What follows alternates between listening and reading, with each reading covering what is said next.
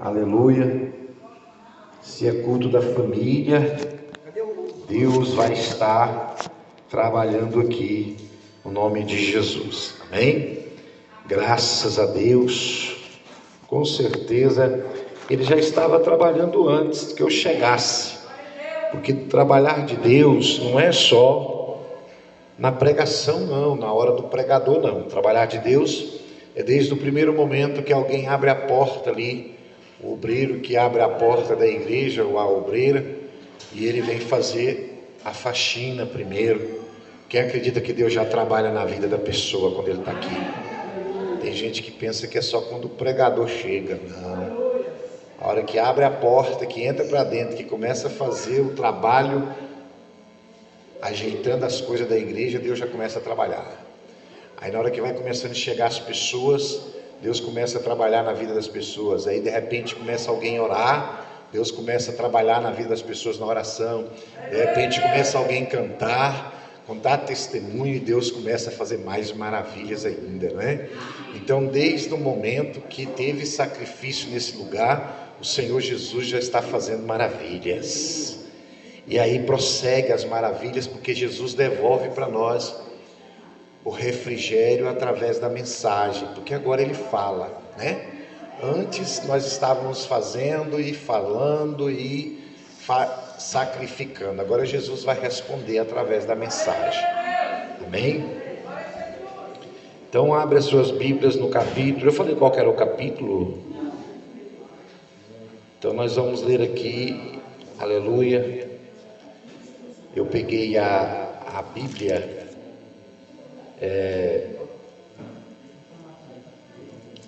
eu peguei uma Bíblia que não é a minha espada de costume, aleluia.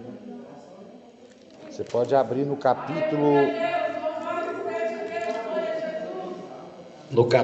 de número 6, aleluia. Glória. Capítulo de número 6. Aleluia. Glória a Jesus. Glória a Deus. Todos ligados. Glória a Jesus. Graças a Deus. Ótimo. Isso aqui é mais maneiro. É mais maneiro.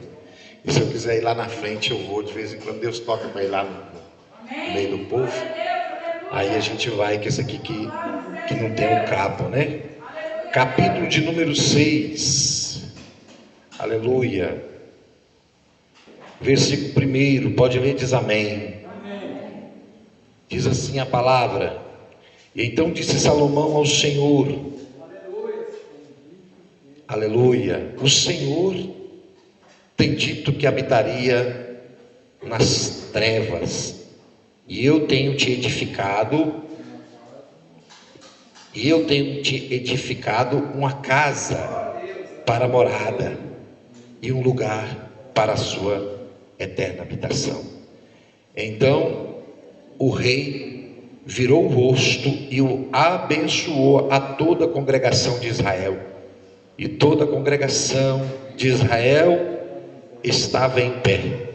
E ele disse: bendito seja o Senhor Deus de Israel, que falou pela sua boca a Davi meu pai, e pelas suas mãos o cumpriu, dizendo: desde o dia em que tirei o meu povo da terra do Egito, não escolhi cidade alguma de todas as tribos de Israel para edificar nela uma casa de que estivesse o meu nome, nem escolhi homem algum para ser chefe do meu povo de Israel. Porém escolhi Jerusalém para que ali estivesse o meu nome, e escolhi Davi para que tivesse cargo do meu povo de Israel. Também Davi meu pai teve no seu coração edificar uma casa ao nome do Senhor Deus de Israel.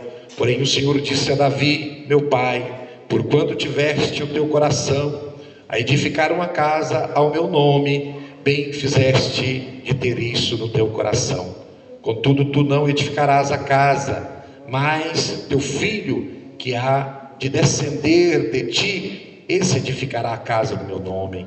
Assim confirmou o Senhor a sua palavra que ele falou, porque eu me levantei em lugar de Davi, meu pai, e me assentei sobre o trono de Israel, como o Senhor disse, e edifiquei a casa ao nome do Senhor Deus de Israel, e pus nela a arca em que está o concerto do Senhor. Fez com os filhos de Israel.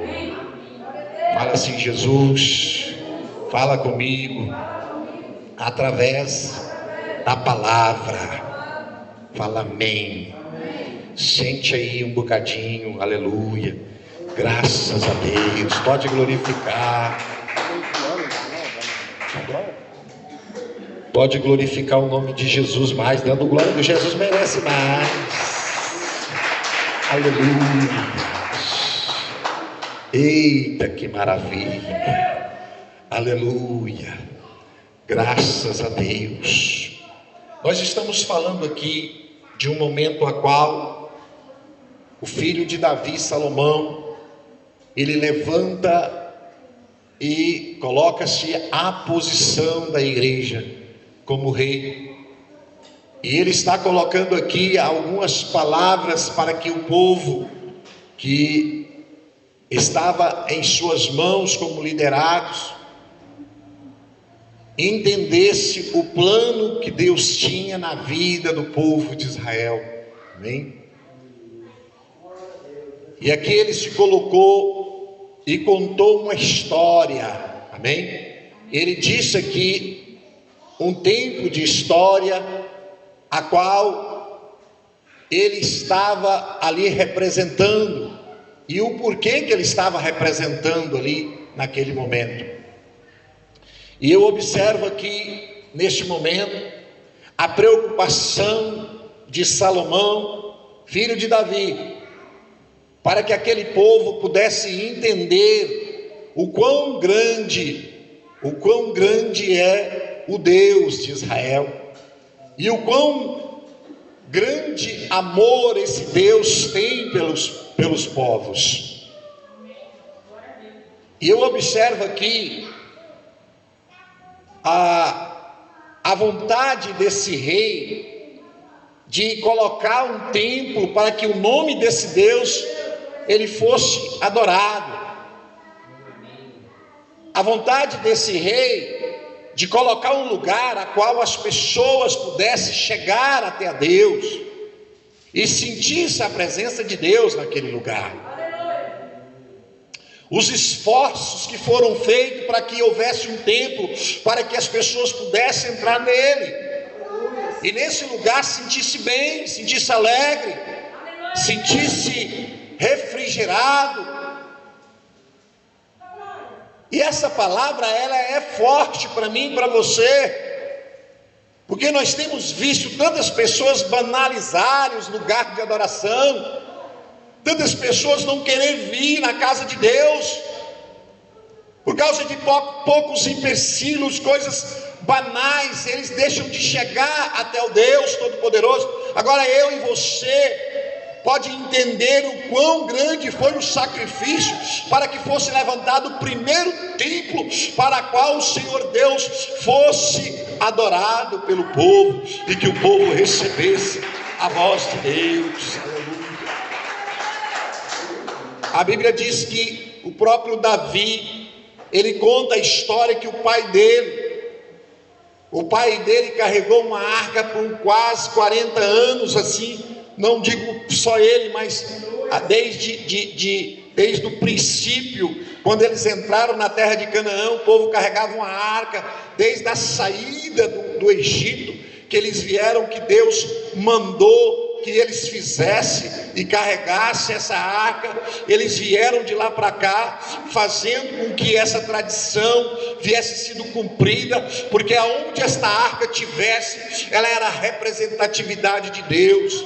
Se essa arca estivesse lá, Deus estava lá. Então havia um povo que carregava essa arca para todos os lugares, e ali eles montavam uma tenda, eles colocavam uma tenda e colocavam essa arca dentro da tenda, e essa tenda, ela tinha uma representatividade de como um templo como esse aqui, como esta igreja. Então era feito ali uma tenda que tinha um local onde tinha um altar como esse, e tinha um outro lugar de trás do altar, que era o lugar onde ficava a arca. Ela ficava guardada, e o povo chegava na congregação e ficava na nave do templo, igual vocês estavam, aguardando que o sacerdote, que era o representante geral da igreja na época, ele chegava até a Deus lá de trás, onde estava a arca no Santo dos Santos, e lá Deus falava com ele. Deus recebia o sacrifício do povo ou não? E se ele recebesse o sacrifício do povo, esse sacerdote entregava para o povo, e o povo se alegrava, e era só festa e mais festa, porque Deus recebeu o sacrifício, Deus recebeu e entregou a vitória, e o povo se alegrava com isso. A Bíblia diz que foram muitos anos no deserto.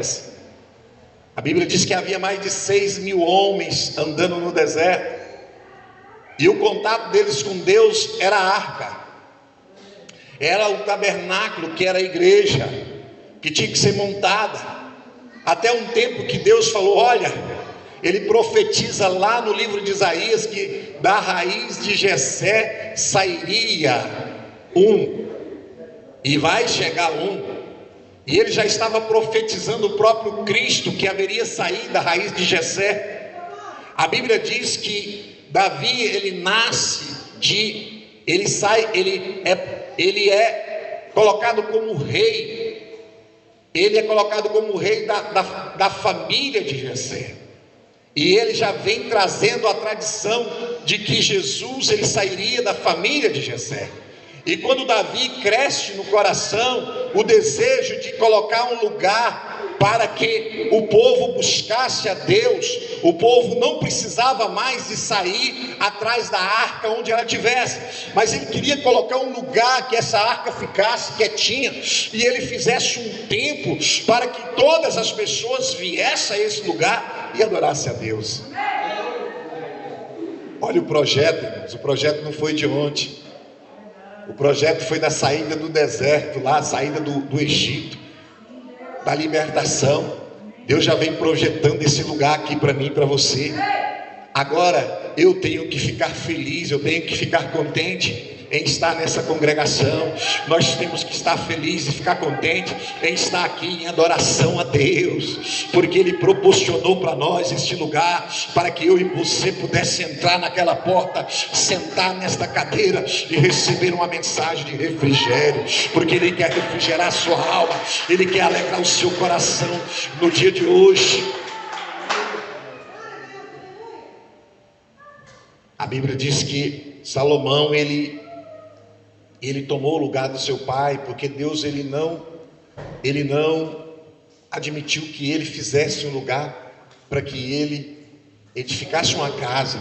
Davi queria que fosse edificada uma casa, ele até escolheu o lugar, o próprio Deus mostrou para ele o lugar que era para ele fazer a casa, ele marcou o terreno de fazer a casa, ele colocou o lugar de fazer a casa. A Bíblia diz que Moisés, ele carregou esse tabernáculo durante um período de um tempo, e parou nesse lugar e deixou ele lá no monte, o monte mais alto que tinha no topo de Israel, porque era o lugar onde mais chegava mais perto de Deus, e era lá que eles faziam o sacrifício, um lugar chamado Gibeá, o último lugar aonde a arca, a tenda ficou, o tabernáculo.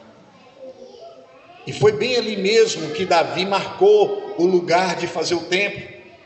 E a Bíblia diz no livro das crônicas, porque crônica quer dizer a história dos reis. Nós acabamos de ler o agradecimento e a fala dele para o povo, mas no capítulo 1 você vai ver aí que Salomão, filho de Davi, se esforçou no seu reino ao Senhor. E a Bíblia diz que Salomão, ele edifica aqui, ele junta os teus príncipes, ele junta todas as pessoas do reinado, porque agora ele tomou o trono do pai, o pai morre, e ele toma o trono do pai. Não é que ele toma, mas é dele, o trono já foi prometido. E como Deus falou que não ia admitir que Davi fizesse um templo, porque Davi era um homem de guerra, e ele tinha derramado muito sangue nas suas mãos, e o templo, para ser edificado, tem que ser um templo a qual não tivesse sangue derramado. E ele disse: olha, você não vai edificar o templo para mim, mas o filho seu, da sua geração, vai edificar o templo. E ele prometeu que Salomão iria fazer isso, aquilo que o pai dele queria. E a Bíblia diz que Salomão, ele é chamado com menos de 18 anos de idade para ser rei. Ele senta no trono. A Bíblia diz que ele tem uma certa insegurança com isso, porque ele nem sabia ainda se ele era capaz de tomar o lugar do pai dele, que era um homem sábio, inteligente e guerreiro. Um homem que era general de guerra, que levava o exército para a batalha, e ele mesmo enfrentava os teus inimigos, eles mesmos guerreavam e venciam as guerras no nome de Deus. E Salomão não sabia nem o que era uma faca de cozinha. Como é que ele ia guerrear, e como é que ele ia reinar, e como é que ele ia fazer alguma coisa. Mas ele foi o escolhido. Eu quero dizer, meu irmão, minha irmã, que não importa a sua posição, se Deus te escolheu, Ele vai fazer alguma coisa na sua vida. Se Deus, Ele escolheu você, não precisa preocupar o que você sabe fazer ou o que você deixa de saber. Se Ele escolheu você, Ele vai te capacitar para a sua posição. Salomão se preocupou com isso, porque sabia que este povo o rejeitava, porque esse povo não entendia se ele tinha uma posição ou não de conseguir fazer o que o pai fazia. E a Bíblia diz que Salomão, ele foi no monte de Gibeá, onde estava o tabernáculo. O templo ainda não estava pronto. Ele não tinha edificado a casa ainda, mas ele foi no topo da montanha onde estava o tabernáculo. Ele chama todos os príncipes, faz uma reunião com eles. Ele, como rei, diz para esses príncipes: olha, vocês vão chegar na cidade e vai falar para todos os povos que nós vamos fazer um sacrifício a Deus. E eu quero que todos participem desse sacrifício, todos os príncipes participe desse sacrifício, porque é o tudo ou nada. Às vezes a gente está em preocupação com alguma coisa, a gente tem que também fazer uma prova com Deus, e essa prova talvez pode ser do tudo ou do nada. E ele disse: eu vou agora fazer essa prova junto com esse povo, e eu quero saber se realmente esse Deus é comigo ou não é. Se Ele me capacitou, se Ele me deu mesmo essa posição, e se eu vou conseguir fazer o que meu pai fazia no meio desse povo. Então eu vou fazer uma prova disso, eu vou fazer um pedido, eu vou fazer um sacrifício. E a Bíblia diz que ele chamou os príncipes e mandou convidar toda a cidade, todos os povos, para subir até o monte de Gibeá. E a Bíblia diz que ele pegou dos teus bois melhores 1000 bois e colocou na fileira para subir no morro acima. E eu penso que o povo começou a ver esses bois subindo para cima, e eles pensaram: para onde vai tanto boi? Para onde vai tanto boi? E aí os príncipes já tinham anunciado: olha, o filho de Davi está chamando a população para o monte de Gibeá, porque vai ter carne assada.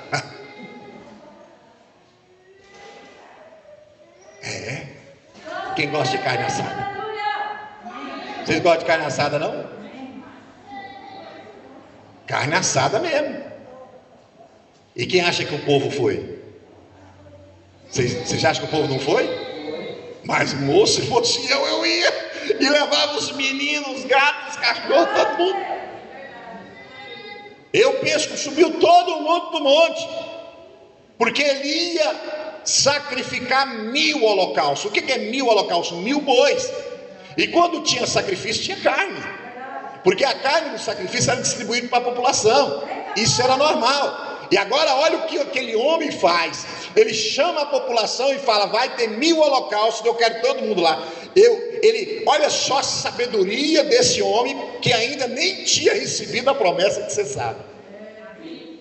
Olha a estratégia de príncipe e de homem de Deus, porque eu quero dizer para você que Davi ganhou o povo foi na brecheira. Ele matava 10.000 homens sozinho, junto com 30 soldados dele, dos melhores, que eram os 30 fortes de Davi.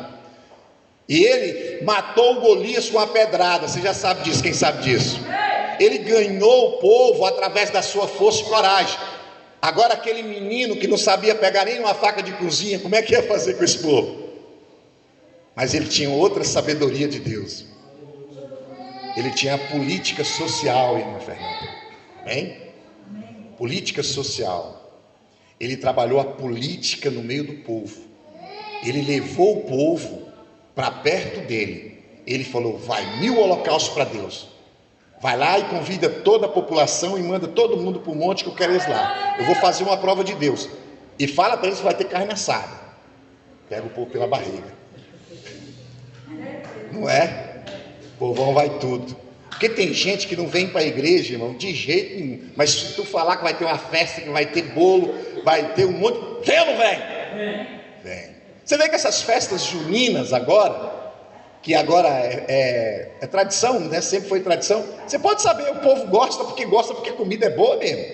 Não é ou não é? Semana passada o irmão falou assim para mim: irmão divino, o povo me convidou para ir numa festa lá no meu trabalho, mas tem comida, rapaz, só que eu não vou lá não, que é oferecida para o Chico, para o Belamino, para o Benedito. Eu não vou porque estranho. Eu falei: mas você me convida, meu irmão, que eu vou comer comigo mesmo. Tem gente, irmão, que ainda tem esse negócio de falar que o trem é oferecido, deixa eles oferecer, que eu ofereço pro meu. Queima o capeta, que eu vou comer esse negócio. Que negócio de oferecido, Zé, pelo amor de Deus.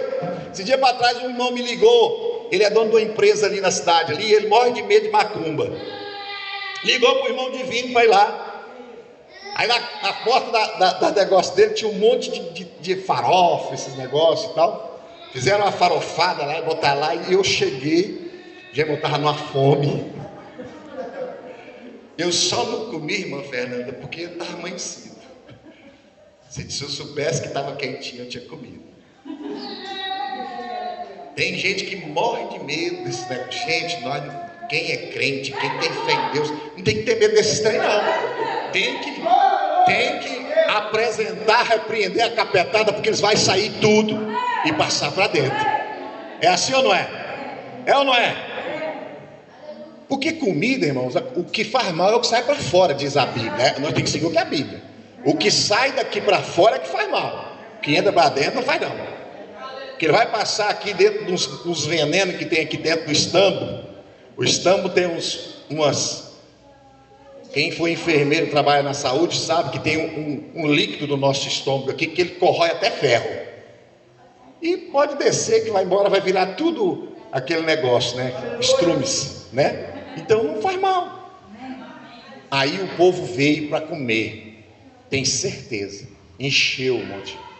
E a Bíblia diz que lá em cima, ele apresentou o holocausto no meio do povo, e falou com Deus, conversou com Deus, e falou para Deus o que ele queria diante de Deus. A vontade de Salomão era fazer a vontade do pai dele. Você já imaginou o seu filho querendo fazer a sua vontade? Você já pensou nisso? O tanto que seria maravilhoso. Os filhos hoje, sabe o que está acontecendo com os filhos hoje? Nós estamos falando de família. Os filhos hoje querem fazer ao contrário do pai. Se o pai for, o meu filho mesmo, eu sou marceneiro, né, de profissão, de ofício. Meu filho queria, nenhum desses quis ser marceneiro. Eu tentei puxar ele para a marcenaria, mas foi até onde eu dei conta. Na hora que eles conseguiram escorregar, desapareceu todo mundo. Ninguém quer mais seguir o papai. Por que disso? Por que nós deixamos essa tradição sair de nós? Porque isso era tradicional. Papai, ele abençoava o filho de cima para baixo, do mais velho ao mais novo, e eles seguiam o pai na profissão, seguir o pai na conduta, na moral. Eles tinham um exemplo. Mas hoje, pastor Renato, nós estamos numa fase que os nossos filhos, a nossa geração, ela não quer seguir nós. Ela está saindo. E preste atenção nesse menino. Esse menino queria fazer o quê? O projeto que o pai fez. Ele queria cumprir o projeto do pai. Ele queria fazer aquele templo para que aquele povo entrasse dentro dele e recebesse o Deus vivo na vida deles. Que ele recebesse a palavra, que ele recebesse o refrigério. Aleluia. Era promessa. Aleluia. Então ele foi para lá.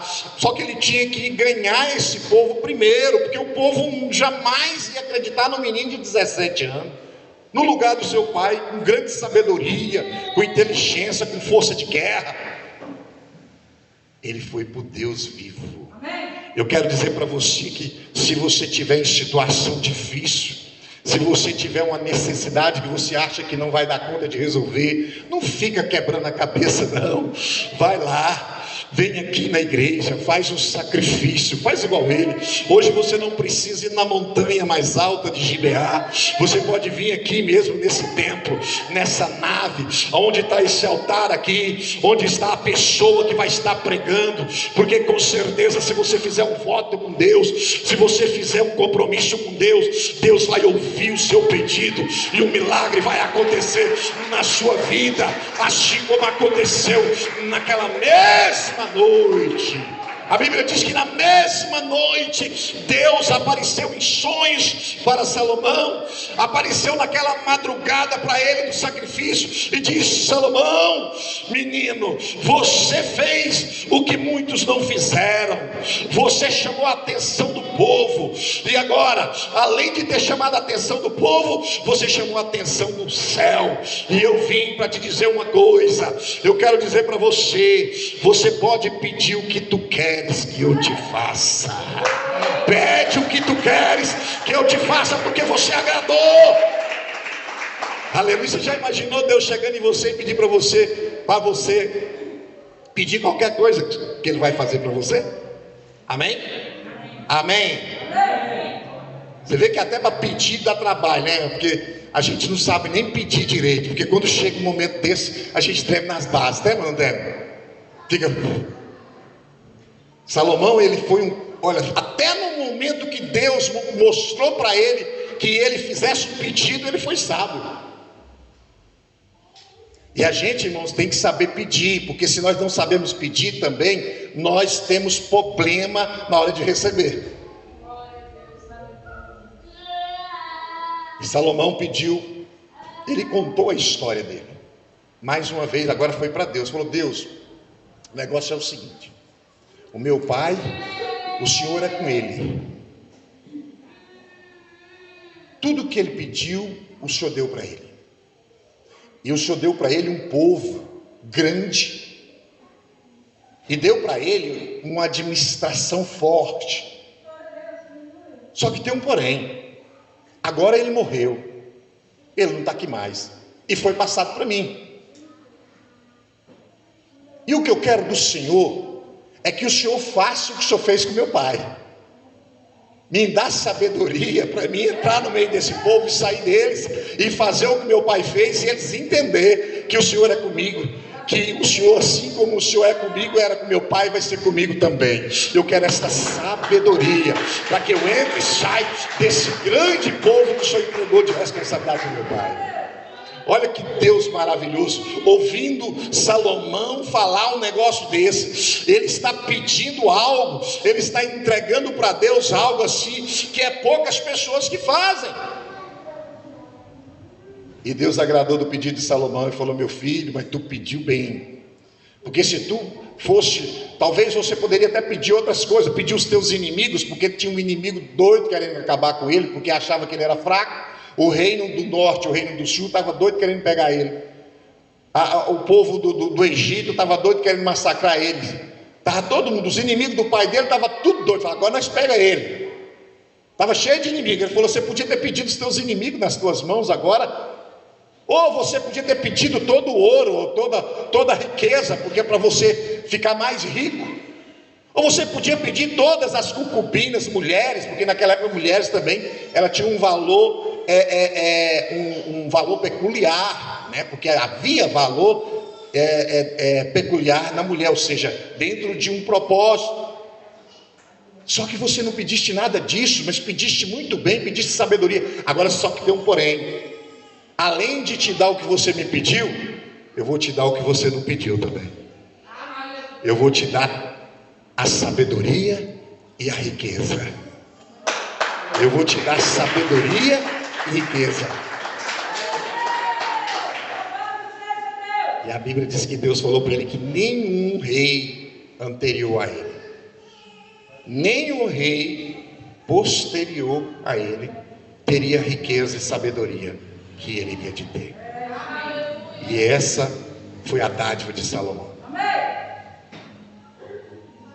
Eu quero dizer para mim e para você que nós que somos pai de família, que temos família, que geramos um povo, que nós se preocupamos com este povo, com esta geração, nós temos que começar a trabalhar no pedido, o que pedir para Deus, porque é muita responsabilidade para nós, é muita responsabilidade para nós numa administração, num período como nós estamos. E aqui está para mim e para você um exemplo do pedido de Salomão para com Deus.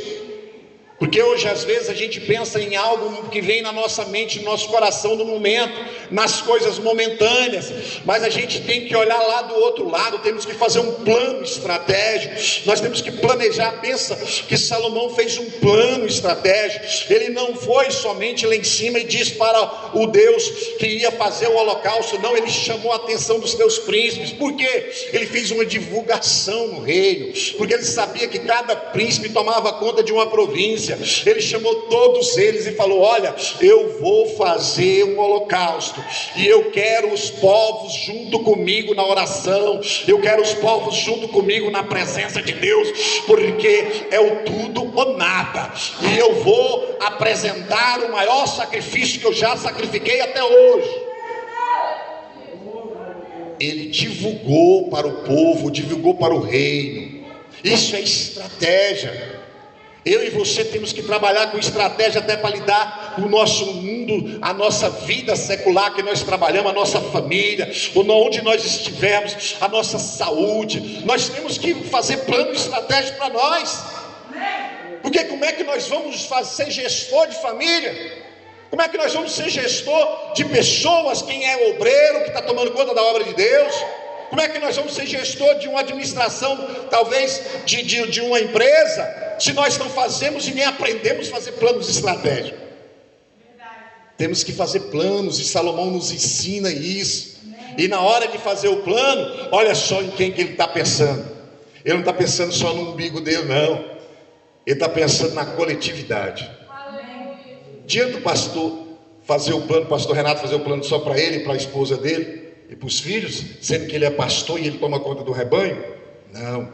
Quando ele estiver falando com Deus, ele tem que pedir para a esposa, ele tem que pedir para os filhos, ele tem que pedir para ele, mas também ele tem que pensar no povo, na coletividade, naquele que estão nas mãos dele, para ele administrar para o Senhor. Assim é eu e você também. Nós temos que planejar diante de Deus, nós temos que olhar e falar: não, Deus, não é isso só que eu quero, isso para mim vai me beneficiar só a minha pessoa, não, mas eu quero mais, porque eu sei que eu tenho que fazer mais para o Senhor. E foi isso que Salomão falou. Eu podia até querer riqueza, porque é bom riqueza, a mulher também é bom, é os meus inimigos eu resolvia logo, mas não, eu quero sabedoria de administração, porque vai sobrepor todas as outras coisas. E Deus deu para ele, Deus deu para ele, e Deus quer te dar também, Deus quer te entregar. E é por isso que este é o lugar da oração. Este é o lugar da oração.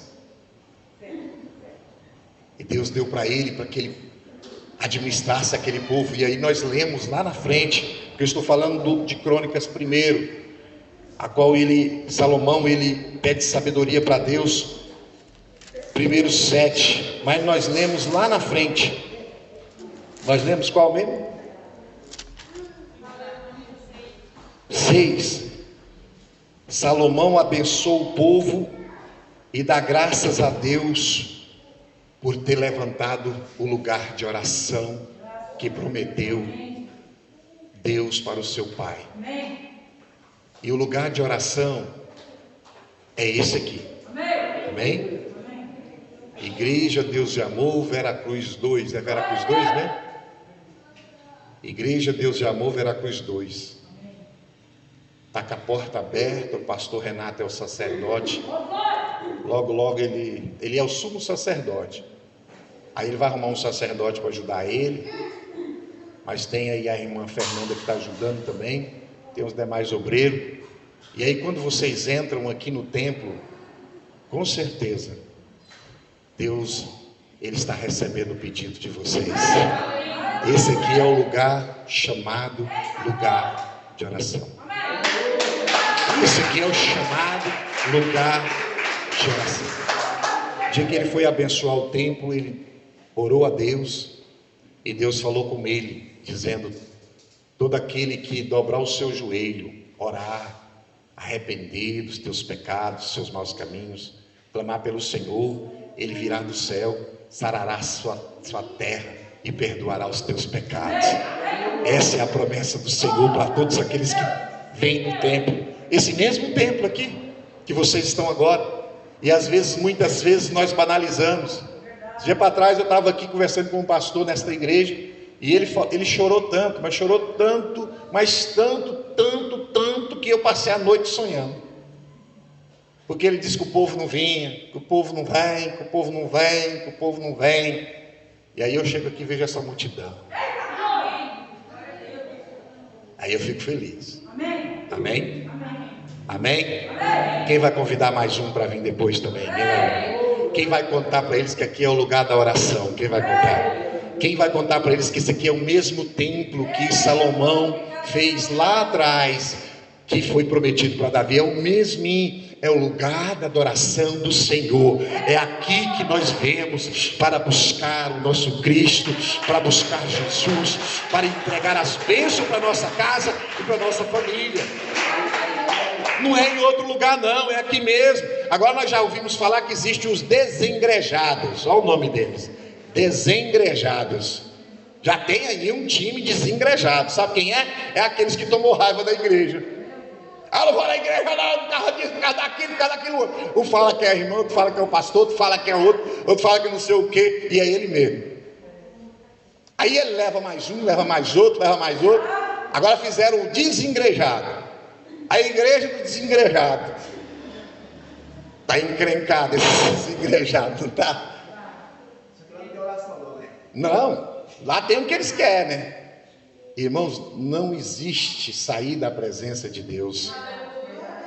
Essas pessoas que ficam brigando, tentando arrumar tradição, arrumar heresias para atrapalhar, ou seja, para fazer mudar a rotina da liturgia, porque isso é litúrgico, já vem desde a saída de lá do Egito, como eu disse, é representatividade do próprio Cristo.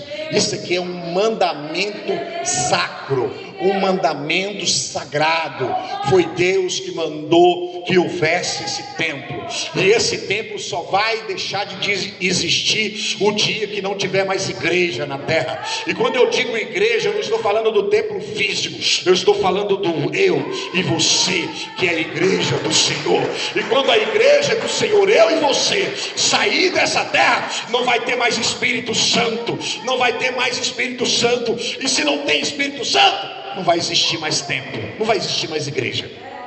Mas enquanto o Espírito Santo que estiver aqui, igual ele está aqui agora, ele estiver, enquanto a igreja, eu e você estiver aqui, vai ter que existir templo, e nós vamos ter que reunir nele, porque isso é mandamento de Deus. Por isso, continue vindo, continue trazendo os teus sacrifícios, o teu pedido, o teu desejo, a tua vontade. Pode vir. Se essa igreja estiver muito longe da sua casa, vai na outra mais perto, mas vai, continue fazendo o sacrifício. Não fica dentro de casa não, porque hoje em dia o diabo quer que a gente fique em casa. Eles fizeram até um slogan aí esses dias para trás, saía até no jornal: fique em casa. Como é que é o nome? Fique em casa? Fica em casa. Pelo amor de Deus, o diabo está querendo matar o povo, porque os que ficam em casa não recebem nada de Deus. Você já orou em casa para você ver o tanto que é difícil? Não é ou não é? A gente tenta orar na madrugada quando está todo mundo calado, ainda dá para orar um pouquinho, mas vai orar mais cedo para ver. É um negócio atrapalha, o outro vai ali, o feijão queima, o marido fica nervoso, a mulher fica nervosa, é aquele negócio, não dá. A gente tem que chegar aqui mesmo, na presença do Senhor, no templo. Não quer dizer que ele não está lá fora, mas aqui é o lugar onde se reúne igreja Fernanda, igreja Renato, igreja fulano, igreja cicrano, e aí vai juntando um com o outro, e vai saindo um fogo, e vai saindo uma comunhão, e de repente o céu está aberto, e está descendo o fogo do céu, e está derramando a glória do Senhor. Aleluia! Agora a gente lá em casa no quarto, glória, glória, glória, glória.